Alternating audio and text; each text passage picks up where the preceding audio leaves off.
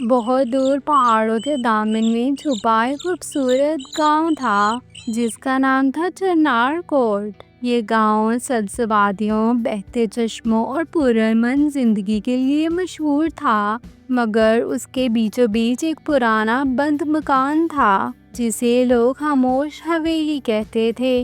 اس حویلی کے بارے میں سب کہتے تھے کہ وہاں کچھ ایسا ہے جو نہ سمجھا جا سکا، ایک پہیلی جس کا کوئی حل نہ تھا۔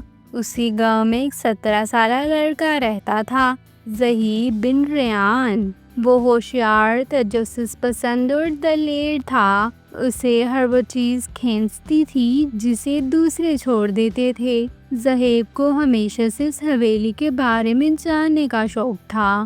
اس کی دادی اماں نانی گلرخ اکثر کہتی تھیں، بیٹا کچھ رازوں کو راز ہی رہنے دو، ان کی کھوج میں دل بھی کھو جاتا ہے۔ مگر زہیب کا دل اس راز کو جانے بغیر مطمئن نہ ہوتا۔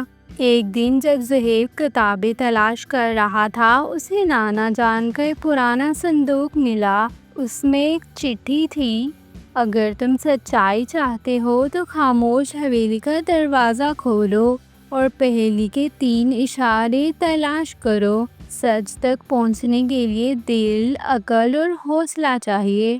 تمہارا نانا احسان یار خان۔ یہ خط اس کی جستجو کا ہوا دے گیا۔ زہیب رات کے اندھیرے میں خاموش حویلی پہنچا۔ دروازہ زنگآلود تھا، مگر ہلکی سی آواز میں کھل گیا، جیسے سالوں سے اسی لمحے کا انتظار ہو۔ اندر سب کچھ گرد آلود مگر سلیقے سے رکھا تھا۔ دیوار پر ایک جملہ کندہ تھا، جو سوال نہ پوچھے وہ جواب نہ پائے۔ زہیب نے پہلا اشارہ تلاش کرنا شروع کیا۔ زہیب کو ایک کمرے میں پرانا آئینہ ملا۔ اس میں اپنا عکس دیکھتے ہی آواز آئی، اگر سچ دیکھنا چاہتے ہو تو خود کو جھوٹ سے پاک کرو۔ زہیب کو وہ لمحے یاد آئے جب اس نے سر چھپایا تھا، چھوٹی چھوٹی باتوں میں فریب دیا تھا۔ اس نے دل میں عہد کیا کہ آئندہ وہ کبھی جھوٹ نہیں بولے گا۔ آئینہ کی پچھلی طرف سے ایک چابی نکلی۔ پہلا اشارہ، چابی سے حویلی کے تہہ خانے کا دروازہ کھلا۔ اندھیرے میں زہیب نے مشعل روشن کی تو دیوار پر تصویر بنی ملی، ایک چھوٹی بچی کی جو کھلونے لیے کھڑی تھی۔ اس کے نیچے لکھا تھا، سچ اکثر بچوں کی آنکھوں میں چھپا ہوتا ہے، مگر بڑے اسے نظر انداز کر دیتے ہیں۔ زہیب کو یاد آیا کہ اس کی چھوٹی بہن ماہرہ ایک بار حویلی کے پاس کچھ بولی تھی جسے اس نے ہنسی میں ٹال دیا تھا۔ یہ دوسرا اشارہ تھا، یادداشت کی طاقت۔ حویلی کی سب سے اوپر والے کمرے میں ایک ریکارڈ پلیٹر رکھا تھا۔